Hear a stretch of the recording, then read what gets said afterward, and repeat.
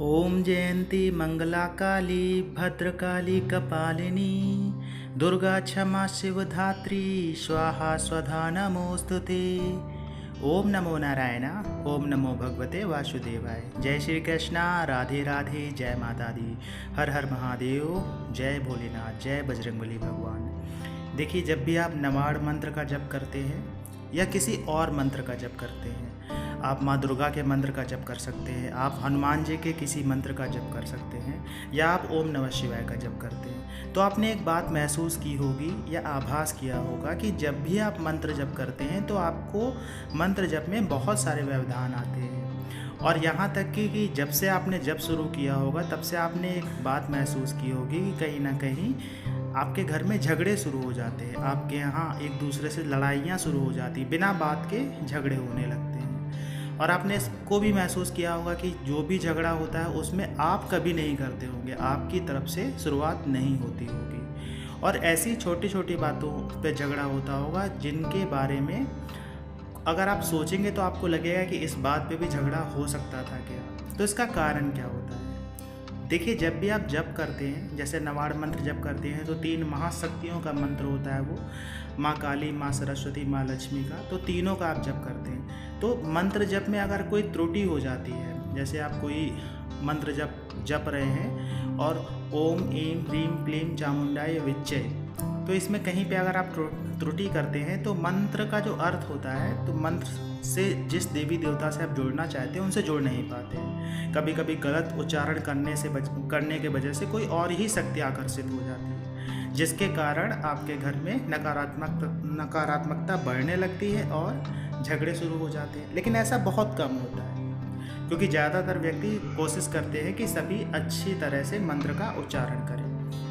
और बात ये भी होती है कि मंत्र कभी गलत नहीं होता है, मंत्र में कोई परेशानी नहीं होती है, मंत्र की कोई गलती नहीं होती है, आप ये कह सकते हैं। मंत्र का जो उच्चारण होता है, अगर वो गलत हो जाता है तो ही परेशानी होती है। मंत्र की वजह से परेशानी नहीं होती है, सही मंत्र जपेंगे तो कोई परेशानी नहीं होती है और ना ही कोई शक्ति इस तरह से अट्रैक्ट होती है। तो होता क्या है कि जब भी आप जप करते हैं तो जो नकारात्मक शक्तियाँ होती हैं वो परेशान होने लगती हैं, वो उनमें किलबिलाहट सी मचने लगती है, क्योंकि जब भी सकारात्मक ऊर्जा आपके घर में पैदा होगी तो नकारात्मक ऊर्जा वहाँ से 100% जाएगी ही जाएगी। तो नकारात्मक ऊर्जा जब जाएगी तो वो कुछ ना कुछ नाटक करके जाती है, कुछ ना कुछ इस तरह से करेगी जैसे आपके घर में जो परिवार के सदस्य होंगे उनके ऊपर उनकी बुद्धि में बैठ जाएगी और उनको आपस में झगड़ा कराने लगेगी, उनके आपस में बिना बात में एक दूसरे पे चिल्लाना शुरू कर देंगे, वो आपसे चिल्लाना शुरू कर देंगे। घर में बच्चे हैं तो वो झगड़ा करना शुरू कर देंगे, जिससे आपके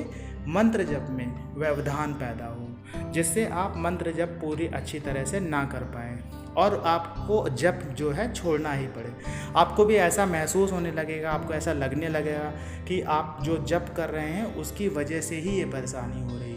तो आप क्या करेंगे, जप करना छोड़ दें, क्योंकि आपको लगेगा कि इसकी वजह से घर में परेशानियां आ रही हैं। लेकिन ऐसा नहीं करना चाहिए। जब भी आपको ऐसा व्यवधान आता है, ऐसी परेशानी आती है, तो आपको जप और बढ़ा देना चाहिए। जितना भी जप आप करते हैं उसकी संख्या बढ़ा देंगे, समय बढ़ा देंगे, तो ये जो नकारात्मक शक्तियाँ हैं ये अपने आप ही धीरे धीरे करके क्षीण होती चली जाएंगी और एक समय ऐसा आएगा कि पूरी तरह से समाप्त हो जाएंगी। जब भी आप जप करते हैं, जब भी आप मंत्र जप करते हैं, कोई भी मंत्र जपते हैं, तो उससे सकारात्मक ऊर्जा ही निकलती है। उससे कभी भी ऐसी कोई परेशानी नहीं होती है जिसकी वजह से आपके जीवन में परेशानियां पैदा हो जाएं या आपका जीवन खराब हो जाए। आपका जीवन सुधरने लगता है शुरुआत में, लेकिन ऐसा लगता है कि नहीं, सब गलत हो रहा है, ये क्या हो रहा है, झगड़े शुरू हो गए, ऐसा हो गया, वैसा हो गया। और ख़ासकर आपने एक चीज़ और महसूस की होगी, जब भी आप जप करने बैठते होंगे, जब भी आप पूजा पाठ करने बैठते होंगे, तो आपका हमेशा डिस्टरबेंस होता रहता होगा, कोई ना कोई आपको परेशान करता ही रहता हो। कभी बच्चे कुछ बोल देते होंगे, कभी झगड़े शुरू हो जाते होंगे, कभी कोई चिल्लाना शुरू कर देता हो, कभी आप पूजा में बैठे हैं तो पता लगा कि फूल लाना भूल गए, कभी आप प्रसाद लाना भूल गए, कभी आप जल लाना भूल गए, जिससे आपकी पूजा पूर्ण रूप से उसका अनुष्ठान ना हो पाए। ये कारण होता है। आशा ये जानकारी आपको अच्छी लगी होगी। जानकारी अच्छी लगी हो तो वीडियो को लाइक करिएगा, कमेंट्स में जय माता दी, जय श्री कृष्णा, हर हर महादेव लिखिएगा। मिलते हैं आपसे अगले वीडियो में नई जानकारी के साथ में, तब तक के लिए जय श्री कृष्णा।